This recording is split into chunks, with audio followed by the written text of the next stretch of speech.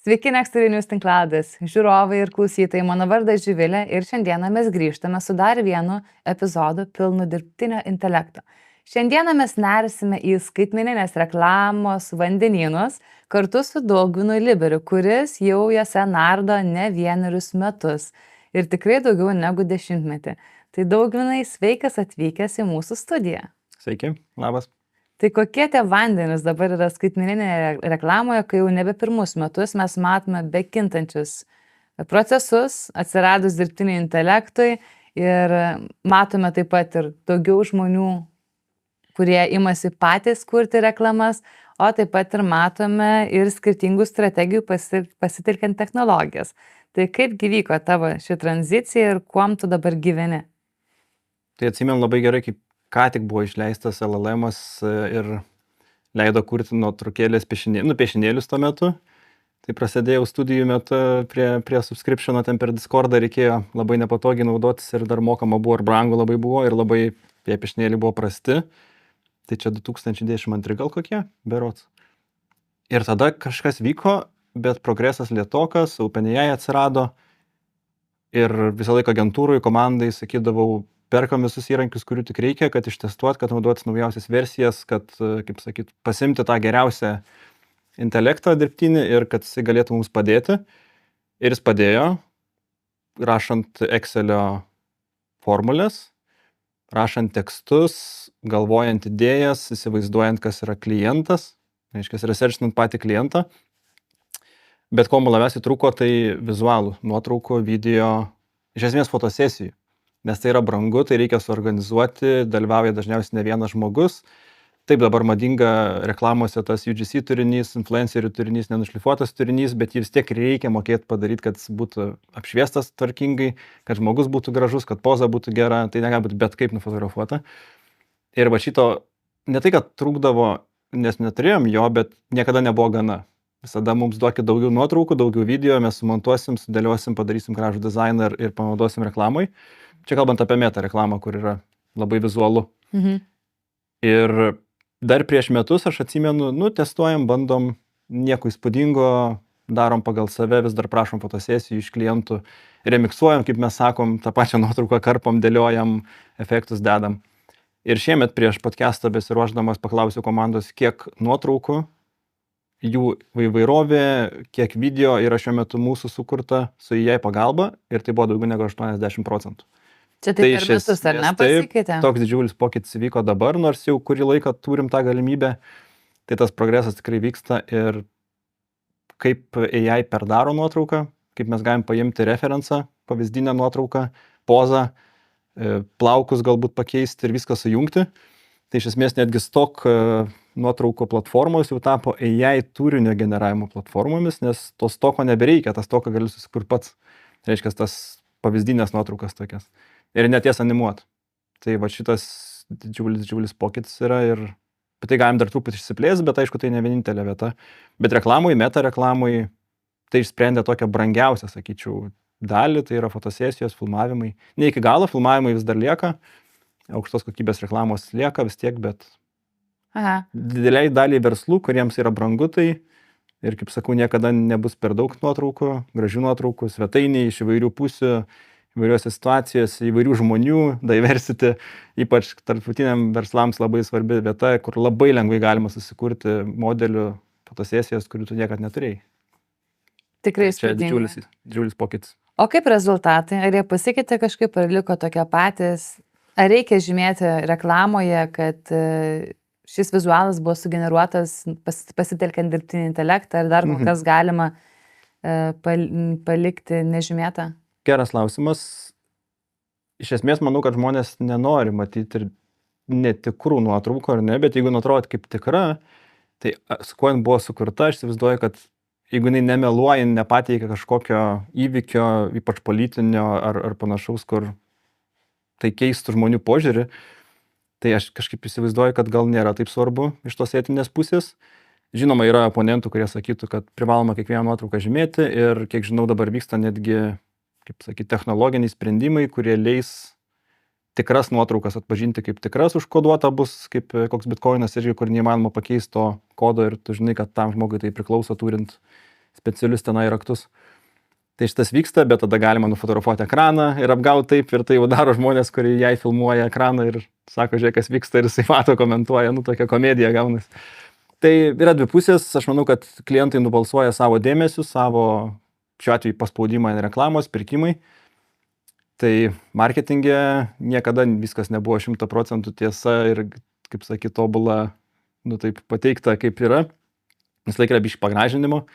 Tai aš manyčiau, kad čia dar viena dalis to pagražinimo. Ir patys rezultatai sunku komentuoti, nes mums veikia, bet to pačiu mes dirbam su klientais, kuriems reklama veikia. Ir yra klientų, kuriems neveikia reklama, bet tada dažniausiai ne reklamos problema yra, o kiek žmonėms reikia to produkto už tą kainą tuo metu. Tai mes tiesiog natūraliai kaip agentūra atsirenkam klientus, kuriems mūsų darbas, mūsų žinios, pritaikymas jų duoda didžiausią pelną, didžiausią vertę. Tai sunku pasakyti, ar visiems geriau veikia, bet kad tikrai pigiau, tai faktas. Įrankiai kainuoja, nemokamas versijos nepadarys gerų rezultatų, žmonės kainuoja, jie gauna geras algas, kurie moka naudotis tais įrankiais. Tai kas be ko irgi, nors manau, iš tos pusės junioras atėjęs į šitą rinką, metus pasimokęs promptinimo ir labai aktyviai tą darantis, tikrai gali pralenkti seniorą, kuris neužsiėmė tik dizainu arba tik copywritingu ir vis dar mokosi jai ir tobulėja, bet nėra, vis dar turi tą savo bagažą, kuris turi naudos, bet turi ir minusų, nes tada žmogus yra linkęs pasitikėti savo jėgom, o ne jai technologijom. Tai aš manau, kad junioram įėjimas į rinką, reklamos, copywritingas, dizainas, montavimas, video kūrimas, filmavimas, visa ta kūrybinė dalis yra didelis pliusas. Jie turi įrankį galingą. Taip, o tai daug, tu pats esi reklamos rinkoje labai daug metų. Kaip tau pačiam pavyko truputėlį atsitraukti ir įsijungti tą vadinamąją beginner's mind ir pradėti naudoti tos įrankius, bandyti, negalvoti užgožti jų vien tik tai savo žiniomis patirtimis ir išbandyti ir atrasti tą galbūt aukso viduriuką ir potencialą. Jo, tai čia, manau, visi susiduria su šituo. Aš net pats jaučiu, kur yra pasipriešinimas, kad aš nenoriu domėtis, aš noriu, kad veiktų, kaip man veikia. Ir aš dievai dar kai kuriuose vietose visiškai veikia kaip seniau, 10 metų ir niekas nesikeičia. Kiek čia 15 šiaip marketingė, 10 taip aktyviai su e-komercija, meta reklama. Bet viskas prasidėjo nuo to paties. Aš pradėjau Google reklamą daryti, iš pradžių SEO, po to AdWordsai išpopuliarėjo Lietuvoje ir aš pamačiau, kad niekas nemoko. Tai reiškia, jeigu aš pasimsiu sritį, kurioje nėra universitetų, kuri yra per greit kintama, kad kažkas mokėtų paaiškinti ir galėtų daug žmonių išmokyti. Taip, tai įmanoma, bet viskas labai greit kinta ir jeigu tu pas nesimokai, tu vis tiek atsiliksi bet kuriuo metu. Bet kuriuo atveju ir gan greitai. Tai tiesiog pasirinkimas eiti srityje, kuri labai greit keičiasi, buvo mano sprendimas. Tai ir Google'as taip pat pradžiai, po to Meta atsirado su savo pardaviminiam reklamom, o ne tik įvaizdiniam. Tai aš ten nuėjau ir dabar šalia to man reikia dar vieno įrankio, tai yra AI. Taip ir einu per tas naujoves, kurių, kaip sakyt, jeigu aš būsiu prieki, man bus žymiai lengviau dirbti. Ir kai dabar žiūri visą tą geobumą, kur mes pereisime į tikėtiną reklamos leidimus per dirbtinio intelekto platformas? Meta šitą dar prieš AI, nors jie labai seniai dirba su AI, Meta šitą dalyką bando padaryti nuo 2000 gal kokių 16 metų, 17, kai jau tikrai pradėjo pušinti savo, kaip sakyt, patarimus, kaip reikia daryti, juos didžiosiam agentūroms, kitos agentūros konferencijose, išgirdę tai specialistai savo kolegoms, klientams, dar kažkokiuose mokymuose. O aš laik buvau kitoj pusėje. Aš laik buvau toj pusėje, kur ta sistema automatizacijos tiek daug nesupranta, kad ta automatizacija sukelia daugiau problemų negu naudos.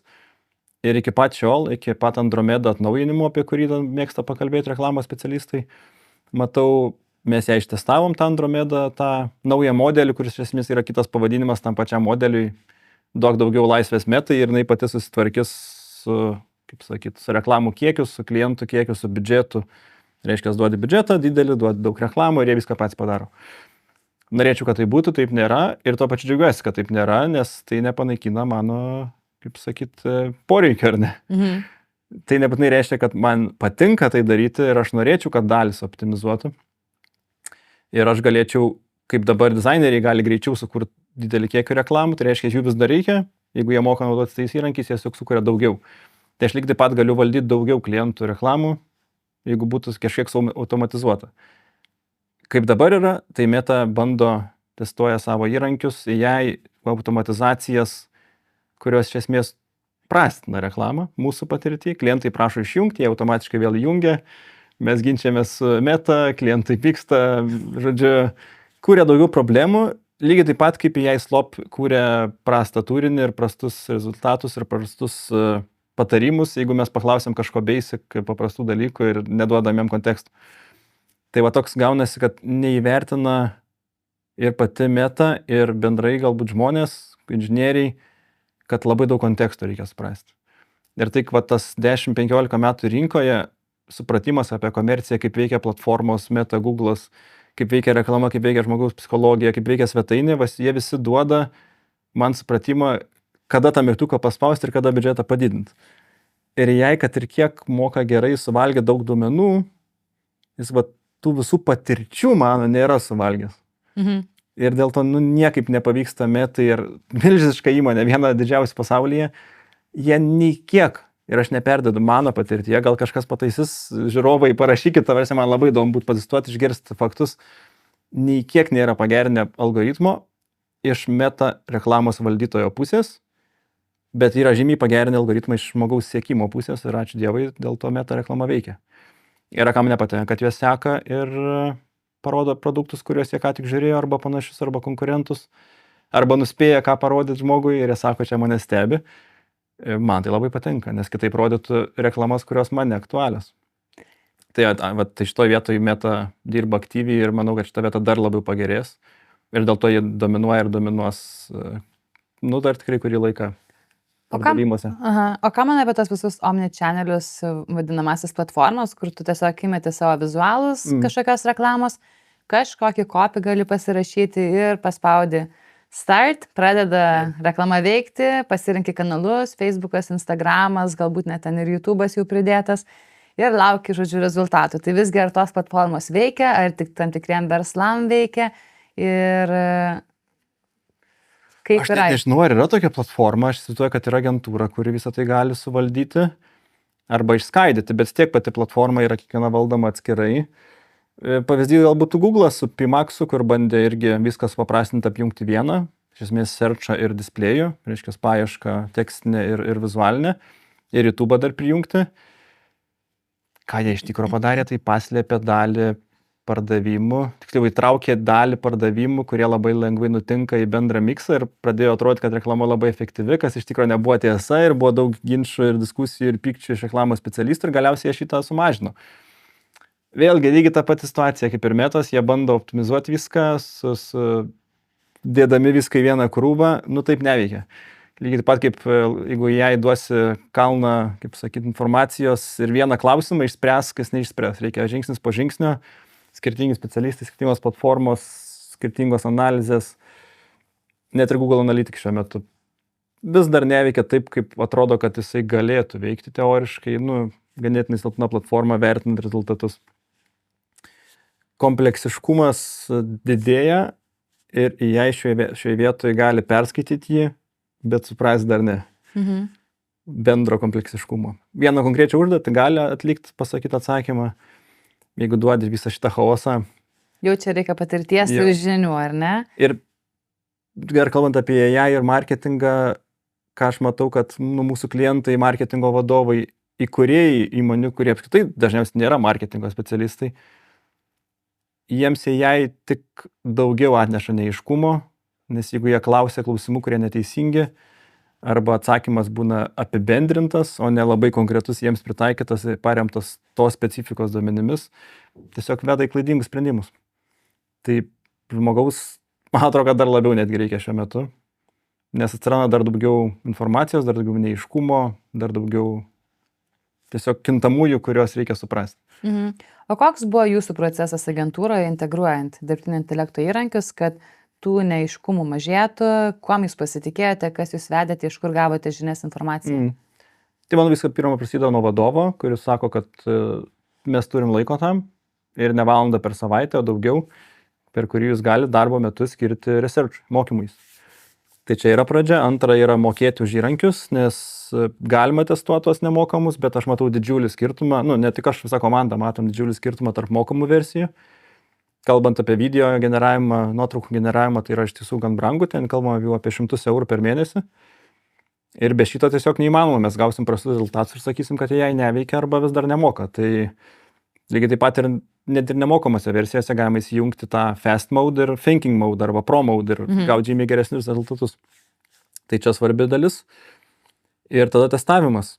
Tai vat būtent kas veikia, kas ne. Ir mes matom, vat nuotrauką sugeneruoja, paprašom pakeičia. Jeigu kalbam apie tekstą, jau sunkiai sekasi. Ant vietoj taško uždeda varnelę. Ir tokių juokingų, dėl to ir vadinasi slop, kad tai yra kaip kūdikio klaidos tokios, kur tu pats net nesugalėtum sugalvoti jų. Tai yra tiesiog absurdiškos klaidos, haliucinacijos ir su tekstais sudėtinga. Net ir produktas, buteliukas, ant kurio yra tekstas, prašai nepakeisti, vis tiek dažnai pakeičia. Prašai sumažinti, tada padidina žmogų. Ir konteksto suvokimo būna problemų. Tai po gabaliuką taip ir testuojam. Moka modelį pasukti, mes tą žinom jau, kad moka pasukti modelį. Žinom, kad teksto neuždės. Padarom tekstą, ten vietoj žinom tą dalį, pasitaisom patį Photoshop'e. Tai žodžiu, iš esmės žinoti limitacijos tų įrankių, kaip sakyti, dabartinės ir pastoviai testuoti. Čia aišku, kiekvieno žmogaus yra atsakomybė, bet ir vadovas, kaip aš visą laiką sakau, kas mėnesį, kas 2, kokį naują įrankį ištestavot, ar tam pačiam bandė tai, kas neveikia seniau. Nes lygiai taip pat su Meta, kur sakiau, kad progresas lėtas valdyme, bet vis testuojam. Jis sako, išleidom naują algoritmą, šitas tai tikrai veiks. Gerai patestuojam. Vienam iš 10 klientų suveikia ir tai ten ant klaustuko. Ne, nesuveikia. Vis dar laukiam, kada suveiks.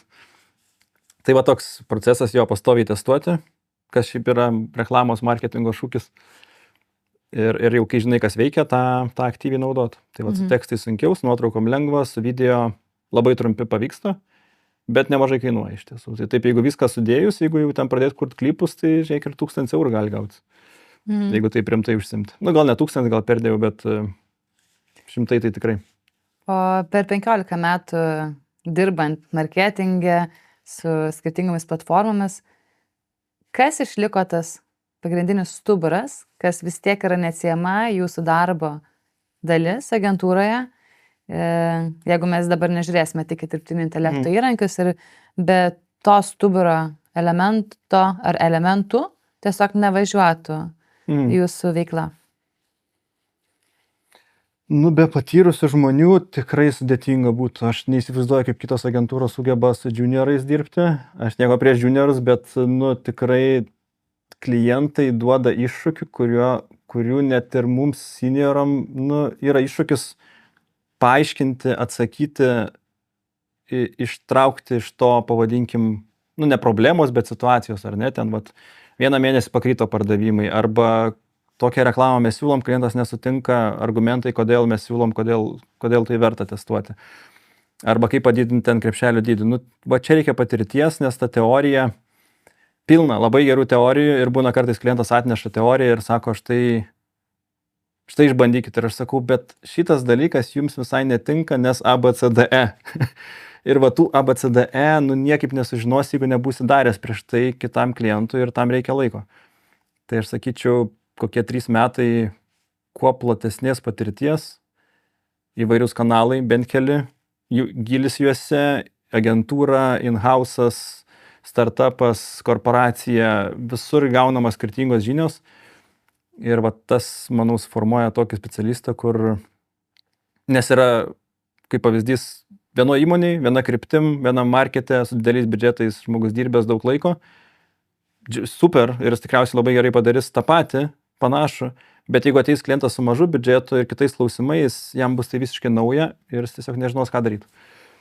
Ir gal išmoks, bet labai faina, kai mano agentūra apie tai ir yra, kad klientas ateina ir gauna, kaip sakyti, kokybę, kad ir koks jis būtų. Ir mano pareiga būtų nepriimti kliento, kuris negaus tokios kokybės. Neimti per didelio kliento, neimti per mažo, jeigu manęs nerūpės, ir duoti žmogų, kad jisai supras jį. Tai čia yra pagrindas. Kitas yra netikėt, ką siūlo Meta. Čia mano mantra yra, kad tai yra įmonė, kuriai aš daugiausiai išleidau pinigų, į kurios interfeisą žiūrėjau daugiausiai gyvenime. jinai man uždirbo daugiausiai pinigų ir didžiausia dalis jų patarimų buvo man klaidingi, melagingi ir nenaudingi. Ką jie patys sakė apie meta reklamą. Tokia gyvenimo ironija ir tai tęsiasi visą laiką, tikiuosi kažkada pasikeis. Tuomet kokie patarimai buvo naudingi ir kaip sugebėjai tuomet ateiti? Tai patarimai yra naudingi nepasitikėti tą platformą. O tu tada pasitikėti, iš kažkur reikia priimti sprendimą. Jo, skaičiais pasileisti, vat jie sako, sudėkite ten visas reklamas į vieną ir paleiskit. Taip, tai naudinga, dėl to, kad tas reklamas, jeigu jas didelio biudžeto gaus, tai tas algoritmas geriau išmoks ir geriau veiks. Bet jeigu mes neturim didelio biudžeto ir jisai paleis tik kelias reklamas ir 5 ignoruos, tai tiesiog 5 reklamos buvo išmestos. Tai nežinau, kuris verslas norėtų duoti man 5 reklamas, kurias kūrė, nesvarbu, kuo su ją ir pats, ir mes jas išmetėm, nes algoritmas nusprendė, neištestavęs, kad jos blogos. Tai va, testavimas, matyt, ar ne, toks vienas iš būdų gauti patirties ir tai yra nepasitikėjimas, ar aš nepasitikiu, aš testuoju. Marketinge testai palyginus yra gan pigus, negu ten kokį nors researchą daryti su chemija, ar ten su žmonėmis, ar su ekonomika. Tai nieko naujo pasakysiu, jo testavimas. Taip pat su Google. Kažką naujo siūlo, pamaks išleidom, pažiūrėjom, kokie rezultatai, nepagerino, pablogino, kažkur pamelavo, bandom grįžti į seną metodiką. Mano mokymai parengti 2017 metais šiuo metu yra truputį tik pasenę. Gal koks 10% yra pasikeitę per tą laiką. Tai vat kažkada atsirado fundamentali informacija, kaip veikia sistema, Meta, Google ir nelabai pasikeitė nuo to laiko, kad ir kiek jie bando. Kas man yra keista, nes jai atrodo turėtų tai pakeisti irgi. Taip, tai realiai kol kas vis dar yra geras laikas, kas nori įeiti į reklamą ir išmokti žinių ir uždirbti pinigų, tai padaryti, ar ne, su gerais pagrindais. Jo, vat pagrindai. Ir testuoti ne tik dėl to, kad sistema nepasitikė, bet ir savim nepasitikė. O kodėl aš taip darau, o gal jeigu daryčiau kitaip, kaip būtų. Ir pasibandai ir pamatai, kad galbūt buvai teisus arba gali būti visaip. Ir labai dažnai būna visaip. Klientas sako, kodėl neperka, sakau, visaip gali būti.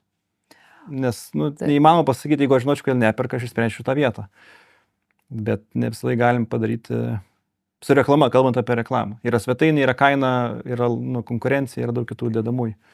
O tarkim, kai organizacija, įmonė nori pasireklamuoti, nori, kad daugiau apie juos sužinotų, apie jų veiklą ar produktą, nusprendžia patys pradėti leisti Metos reklamas, kažkur pasižiūri, čia gal gali tokį promptą padaryti, čia tokį vizualą, na ir įmeta kažkiek, nežinau, $100, uždeda, sakykime, Šiaurės Ameriką visą ir galvoja, čia dabar jau veiks. Tai veiks ar ne, ir galima iš tiesų tą sėkmingą reklamą leisti mažais biudžetais ir kokia būtų geriausia strategija, išnaudojant dirbtinio intelekto įrankius, tai padaryti ir išbandyti. Kad galima pačiam valdyti paprastai reklamą su mažu biudžetu ir pasiekti mažų rezultatų, bet pelningų, tai tikrai, esu tai nekartą daręs, tiesiog padėjęs draugams, ten kur 50-100 eurų per mėnesį, viena paslauga, pasileidžiam kažkokia veikla, psichoterapija, hobiai, kažkoks mini pardavimas, kažkokio produkto, manoma tikrai. Bet vėlgi reikia tos pačius fundamentus žinoti, tai vat nesireklamuoju, bet mano mokymai, kitų žmonių mokymai, nusipirkit, suprasit esmę, kaip tai veikia. Eilinį kartą suprasit, kad Meta siūlė jums boostinti, pasileisti tiesiog visą šalį, kas yra neefektyvu. Tai irgi toks dar kartą patvirtinimas, kad tie supaprastinimai, automatizacijos nėra efektyvios beveik visada. O Meta kur gali padėti? Klausimas, nes ne Meta, atsiprašau, o AI-us. Nes AI-us yra perskaitęs labai daug ir jis yra perskaitęs daug neteisingos informacijos irgi.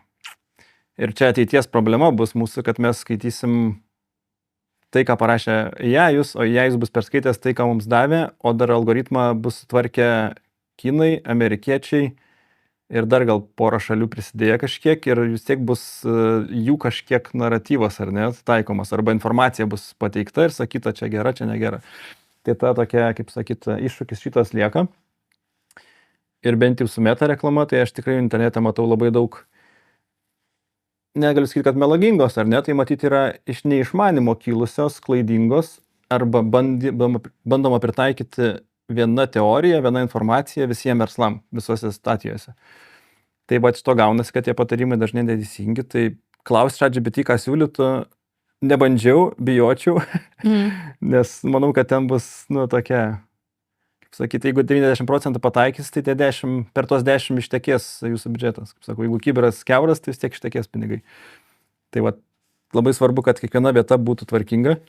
Ir šito vietoj be specialistų arba be mokymų nerekomenduočiau tikrai niekam.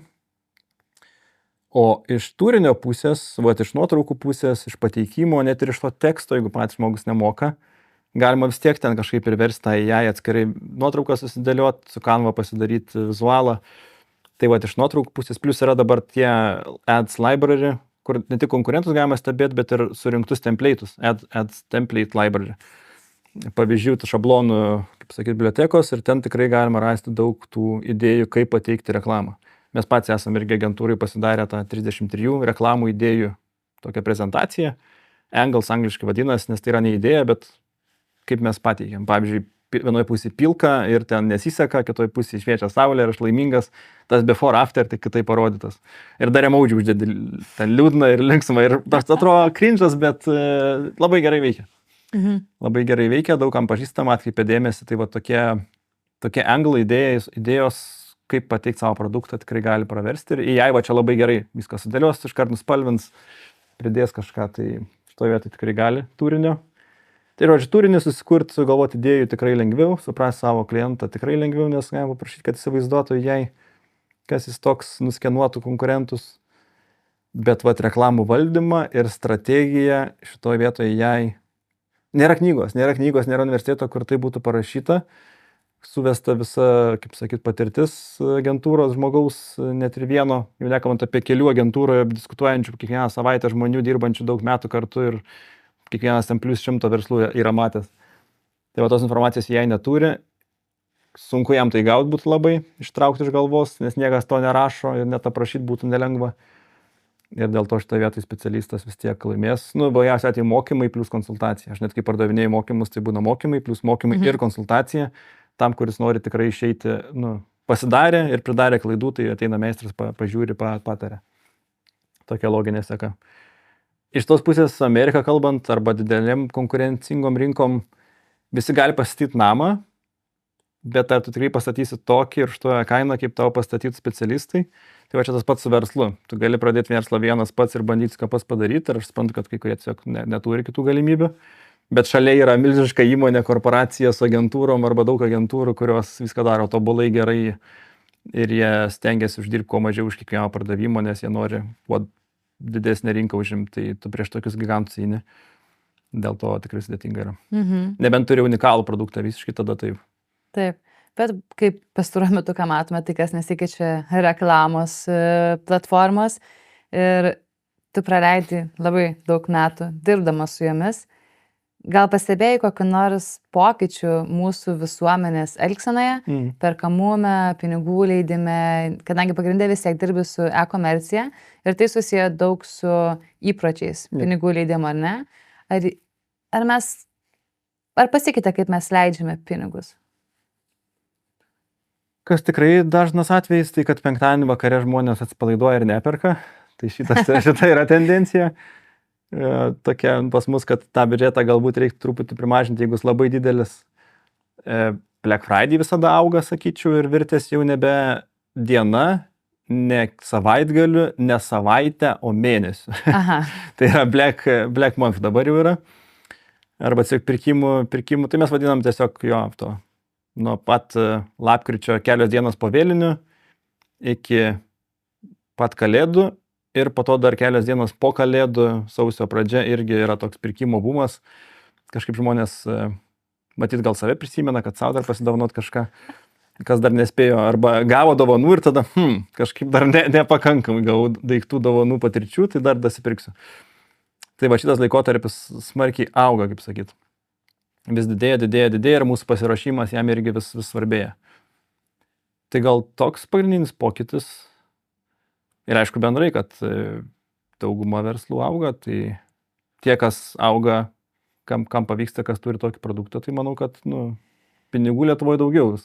Tai tas džiugina. O dar su dirbtiniu intelektu ir įrankiais, tai ir klientų bus daugiau, nes bus galima galbūt ir daugiau aptarnauti jų. Jo. kalbant apie įrankius, ar turite mėgstamiausius įrankius savo agentūroje, be kurių nebeįsivaizduotumėte savo darbo procesų? Nu, vat galvojau, prieš tyrimas podcastą, ką pasakyti šitoj vietoj, pasakysiu taip, kad kas labai nori, pasiklauskit, parašykit man asmeniškai. Turim ją labai gerą įrankį ir vat nenoriu šio atskleisti. Aha, čia paslaptingai. Bet tie, kas, kaip sakyti, testuoja, ieško, nebijo susimokėti, tai manau, kad jį rasis, nėra kažkoks retas, natūralu, bet tikrai nepalyginsi, nėra net YouTube ten lyginimų, kuris tulsas geresnė fotosesija, ar negali sugeneruoti iš duotų kelių nuotraukų. Ir tie skirtumai tikrai didžiuliai. Ir tarp platformų, ir tarp tiesiog skirtingų užduočių, ir kaip tu jas prašai, kad pataisytų. Tai va šitoj vietoj čia atsakyčiau, toks know-how yra, kurių mes truputį saugom savo, nes tikrai nemažai įrankių testavom ir turim vieną patį geriausią. Šalia to nemokamas, kaip nemokamas, pradžioj nemokamas, po to mokamas, ką naudojam ir labai fainas ir va čia jau nepaslaptis, nes milžiniškas, tai yra Google Gemini Notebook LM. ChatGPT tą patį irgi turi kopiją, bet pats principas, ar ne, kad mes duodam informaciją, susirandam arba patys įkeliam, kurią jisai naudos kaip šaltinį, kaip tiesą ir dėl to jis mažiau halcinuos, labiau laikysis standartų ir, pavyzdžiui, kuriant reklamą papildams, kur yra nurodymai, ką galima sakyti, ko ne. Šitas šaltinis labai palengvina copywriterio darbą, nes jis niekada neišlips iš jo. Tai va tokia yra naudinga, kaip sakyt, funkcija toolsas. Dar kažkokį vieną buvau prisiminęs ir tuo pačiu Gemini man labai patinka, nes jisai gali skenuoti mano e-mailą, visus mailus ir darbinius ir asmeninius, mano kalendorių, mano slaidus, mano drive'ą. Dar negali pasimti visų 10 000 reklamų, kiek ten yra sukelta ir nuskenuoti ir pasakyti, kaip jas kurti ar template'ų sukurti, bet manau ateityje ir tą sugebės. Tai matyt, tai kainuos, nes tiek daug tokenus naudot reikės, kad kiekvieną nuskenuot, bet tekstą skenuoti jam paprasta. Tai vat e-mailus, kaip sakyt, integracija su Google, manau, kad yra tai, kas suteikia ir Google'ui labai didelis naudos, nes į ją sujungta ir Gemini kaip toolsui galimybė tą informaciją panaudoti, ar ne, kad mes iškart turim ją, nereikia kelti, nes e-mailų ten išsaugot kelti būtų labai sudėtinga. Tai va ta integracija, aš sakyčiau, toks didžiulis Gemini pliusas ir pačiam AI kaip konkurento, nes vis tiek žmonės supranta naudoti 1, 2, 3 ir pačiam Google'ui ateičiai jo. Tai iš to labai tikiu, meta tikiuosi, bet mes nematom greičiausiai, tikiuosi, kad jie gerina savo trackingą. O daugiau dabar iš toolsų. Jie, kaip ir sakau, yra daug tokių bevardžių, testuojam, žiūrim, kas geriau veikia, kas pigiau veikia, kas greičiau veikia.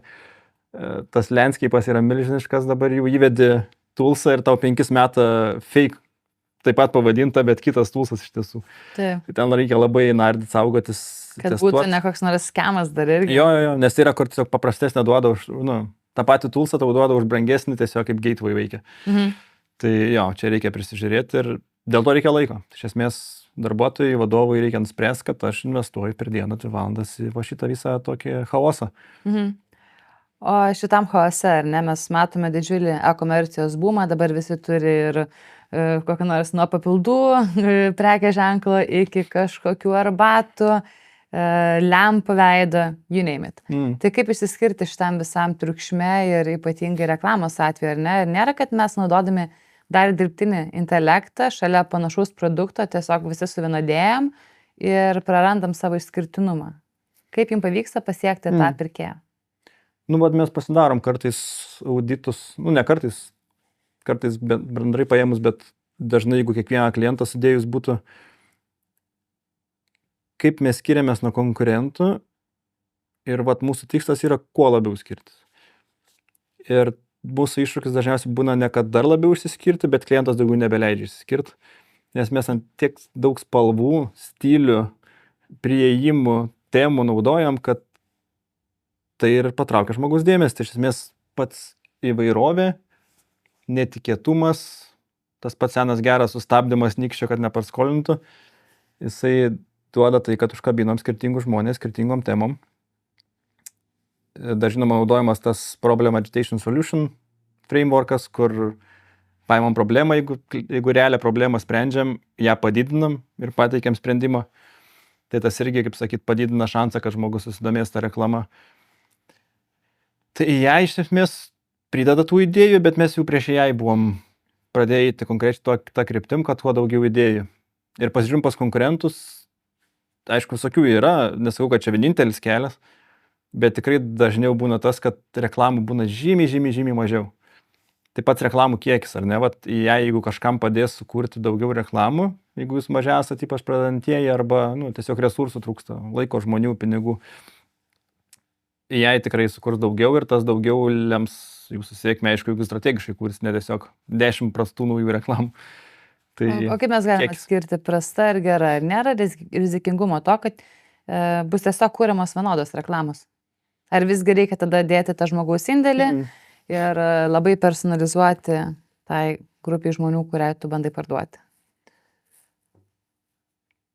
Sunku pasakyti, kas yra prasta reklama iš tos kūrybininko pusės ir vadovo pusės, nes vėlgi kūrybininkas dar turi estetiką, vadovas turi labiau gal kažkokią patirtį, brandingą, o žmogus turi tą mygtuką paspausti arba nepaspausti, ar ne, jis vienintelį balsavimą tokį turi. Ir aišku, jis dar gali nuspręs, kad ant tiek bloga, kad aš net ir ateityje nespausiu. Ko daug kas labai bijo ir realiai tai labai retai nutinka. Bent jau nematau tokių kažkokių aiškių tendencijų, kad kažkas buvo sukurta tokio blogo. Tai atmetus tą, kad greičiausiai nesukursim kažką, kas pakenktų, iš esmės viskas sprendžiama pagal kliento paspaudimą, kadangi duomenų pakankamai dažniausiai ir pagal prisidėjimą į krepšelį. Ir va čia yra tokia pakankama metrika, kad žmogus norėtų pirkti, nebūtinai pirks, nes tai kainuoja, bet jis norėtų pirkti, jis prisidėjo į krepšelį. Keista metrika man, aš retai palieku produktą krepšelį, bet statistiškai, kiek ten, kas 2/3 palieka. Aš labai dažnai, aš esu tas žmogus, kuris visada palieka krepšelį. Tai čia tavo višlistas praktiškai yra. Taip, aš susinu, tas suprantu, gal man ir nereikia dabar ir aš tada palieku. Tai va šitie krepšeliai mūsų yra tokia metrika, pagal kurią mes vertinam reklamos gerumą. Jeigu tų krepšelių nėra, tada jau žiūrima, ar reklamą žmonės spaudė.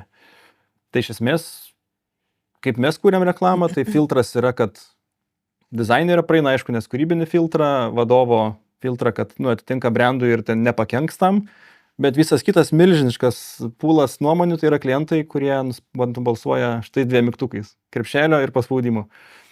Tai aš nepasakysiu, kas gal yra gera, bloga, bet tas, kas vadovausis šituo, ir turės kas vieną mėnesį po 15-20 reklamų, po metų turės 100 duomenų ir jau daug mažinos, kas veikia.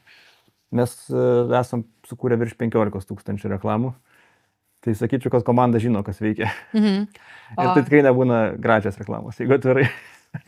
O kiek laiko užtrunka suprasti, ar ta reklama veiks ar ne, ir kas tuomet vyksta su jūsų klientu? Ar jūs, jeigu reklama neveikia, jūs ateinat sakot, žinokit, jūsų produktas reikia keisti. Ar visgi bandote išspausti ant to produkto ir rasti kitų kampų prieiti? Aš gal dar papildysiu, kad komanda nesupyktų. Gal tai nebūna gražiausios reklamos, kurios geriausiai veikia taip. Jos bendrai tai yra gražios. Savo dizaineriam pilnai pasitikiu ir klientai yra irgi patenkinti tuo. Pakarto klausimą apie... Grįžtant prie kiek laiko užtrunka suprasti, ar reklama veikia ar ne? Va čia irgi yra toks mitas, kad reikia tam tikrų dienų skaičiaus. Iš esmės tai yra, kiek žmonių turėjo galimybę paspausti tos 2 mygtukus. Tai jeigu aš turiu 100 eurų biudžetą, tai aš labai ryto žmonės surinksiu. Jeigu jie labai retai spaudžia, gali būti, kad 100 net neužteks, reikės 300 eurų, kad suprast, spaudžia ar nespaudžia ir kiek procentaliai spaudžia. Čia prasideda tiesiog matematinė statistika. Tai trumpas atsakymas, Lietuvoje kalbam apie 10 eurų, 20, 30, 50 eurų. Vienai reklamai yra per akis, kad suprastinai. Ją palyginti su kitom reklamom ir su visų bendrai reklamų, kaip sakyti, tendencija, ar ne, nes priklausomai nuo produkto kainos, nuo sezono, kinta tas santykis ir mes žinom, kad lygint, atitinkamus dalykus agentūrai. Tai iš esmės toks mažiausias galbūt 20 eurų. Vėlgi, išleisim 20 eurų per 5 minutės, tai gali būti paklaida, nes kažkoks metas buvo, kai žmonės skirtingai elgėsi. Bet jeigu išleisim per 2 savaitės, gerai, bet tai yra per ilgas laikas. Tai iš esmės kelios dienos, maks savaitė. Ir būna, matau, kartais specialistai ateina ir sako, savaitė būtina. O tai jeigu eurą per dieną, tai tu nieko nesužinojai. Tai tiesiog neprisirišti prie laiko, adekvataus laiko, tinkamo biudžeto ir kad tas biudžetas tiktų tam produktui. 300 eurų produktas gaus kitą statistiką negu ten 15 eurų. Tai va toks paprastas atsakymas. Čia jei atrodo galėtų viską padaryti, bet vat jis nežino visų tų duomenų, koks dabar sezonas, kiek tas kliento produktas kainuoja. Nu, tai galėtų tai žinot, bet viską jam suduot ir kad tai atsimintų, vat šito aš laukiu. Tas asistentas agentūros, atsimenu jau tais 23 metais jau buvau pasadinęs komandos nuotrauką ChatGPT ikonėlę, bet ten buvo toks, kaip sakyt, ne darbuotojas, o vat kartais atsakant į klausimus. Bet jeigu jisai žinotų viską, ką aš žinau, ir komanda, ir klientai, kokia situacija, va tada jis jau galėtų būti tuo agentu, ko mes ir laukiam matyti ateityje. Už kelių metų, manau, taip ir bus tokie agentai šalia sėdintis. O kas būna, kai reklama neveikia? Ar tai čia produktas blogas, ar kampas blogas, ar abu? Tai va čia dažniausias klausimas, į kurį mes dažniausiai neturim atsakymą. Tai yra tas pagrindinis toks nežinomybės atsakymas. Jeigu ant reklamos spaudžia, atliko tą pirmą veiksmą ir nesideda į krepšelį, reiškia, žmonės nenori pirkti, arba per brangu, arba neaišku, arba nereikia, arba blogai pateikti, arba svetainė blogai veikia. Jeigu jie spaudžia ir dedasi krepšelį, kas beigs laik būna mūsų klientų atveju, net jeigu nesiseka ir neperka, tada lieka tik tai finansiniai reikalai. Shippingas, greitis pristatymo ir iš esmės kaina ir aišku konkurencija šalia vis laik yra, nes jie irgi siūlo kažką panašaus už kitą kainą arba panašų produktą. Ir šitoj vietoj mes jau nieko negalim padaryti, siūlom akciją, išbandyti akciją, išbandyti mažą akciją, galbūt čia to impulsyvumo trūksta. Tai faktas, kad akcijos bendrai padeda su impulsyvumu ir pardavimų kiekiu ir skatinimu, bet tiem naujiem verslam, pradedam verslam padeda pasitikrinti, ar kaina nėra per didelė, ypač jeigu jinai sugalvota. Mažas verslas gauna didelę savikainą, natūraliai viskas brangiau ir jis gali tiesiog nesuprasti, kad rinkoje tokia kaina neveikia, net jeigu produktas unikalus, bet panašus į kažkokį kitą. Tai akcija padeda smarkiai, jeigu nesuveikia maža akcija, tada siūlom daryti akciją, kuri palieka 0 pelno. Ir išbandyti, ar apstai kažkam to reikia už 0. Ir jeigu tam nieko nereikia už 0, dėja, bet reikia grįžti prie produkto, prie svetainės ir žiūrėti, kas ne taip.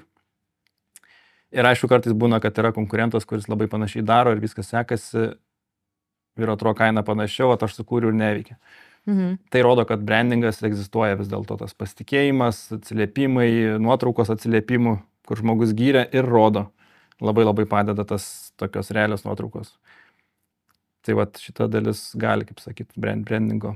Ir aišku, pats įsivažiavimas, kad kai viskas veikia, jie turi gerus e-mailus, jie turi geras reklamas, jie turi geras agentūras, visą tai padeda, galbūt ir mažiau reikalingam produktui vis tiek būti parduodamam ir tuomet sukūrus kažką labai gero, gali būti sunku įeiti rinką.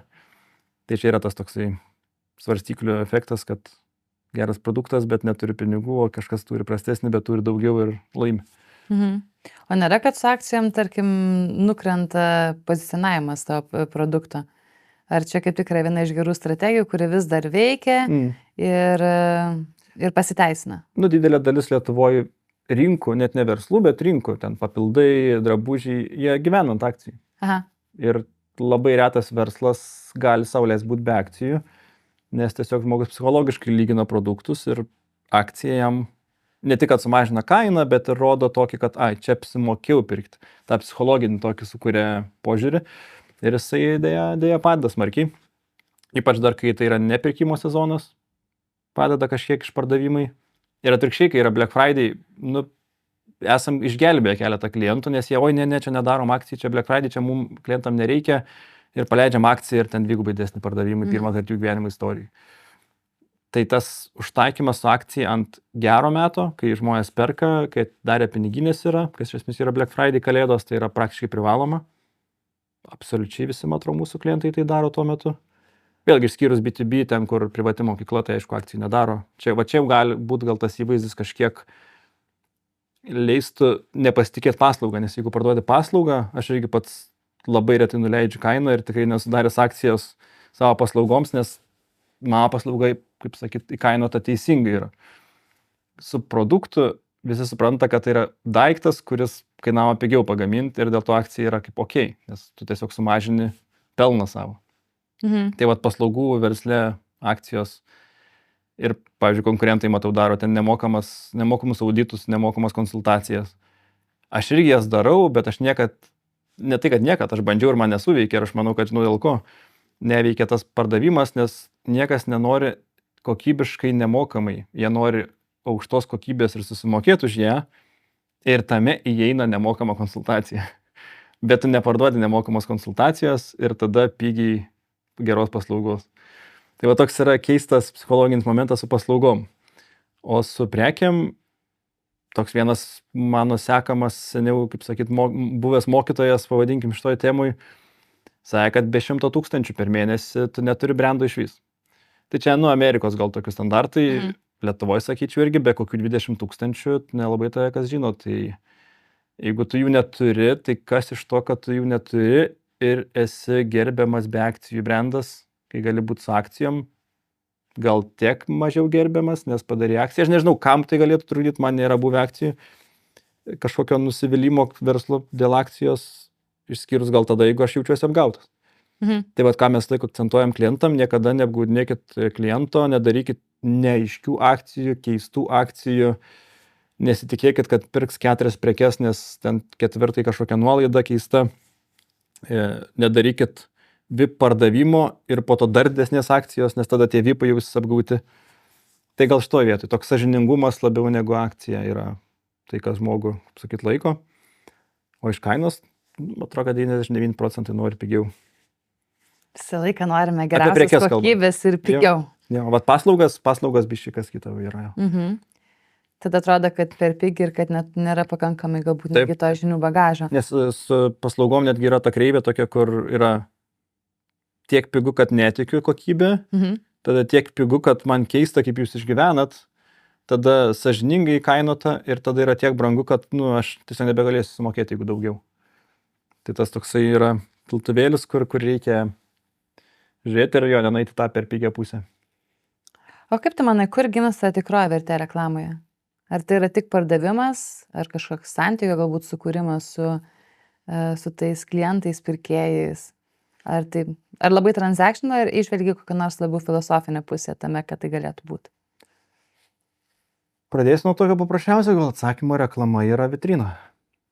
Mes skrolinam vitrinas. Žmonių nuomonių vitrinas, kažkokias tai profilius ir šalia yra parduotuvių vitrinos ir jie sako štai kas, viena vitrina, kita vitrina, dar kita. Tai ką mes galime dėti į vitriną? Galim kažką gražaus ar nelabai padėti ten, pridėti samanų kažkokių gamtos, kažkokie prasmingi gali būti tie manekenai, tie produktai gražiai sudėlioti, kažkoks šūkis įkvepiantis. Tas tikrai gali, bet vis tiek limituota yra. Tada šalia to yra komunikacija, kur, manau, atsiveria jau daug galimybių bendrauti, nes iš esmės tai yra tas pats pokalbis. Tada, aišku, reikia žmogiškumo, reikia konkrečių temų, nes labai nefaina, kai bando tą viduriuką padaryti, tipo reklama, komunikacija. Viskas gerai su to, bet tai gaunasi tokia keista reklama, keista vitrina. Ten gali būti žaidimas, kažkoks įstraukimas, bet tarsi dėl to žmogus taps to produkto fanu, abejoju.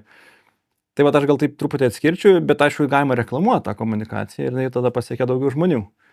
Tai aš to vietoj pilnai sutinku, kad komunikacijai reikia reklamos. Kiek reklamai reikia komunikacijos,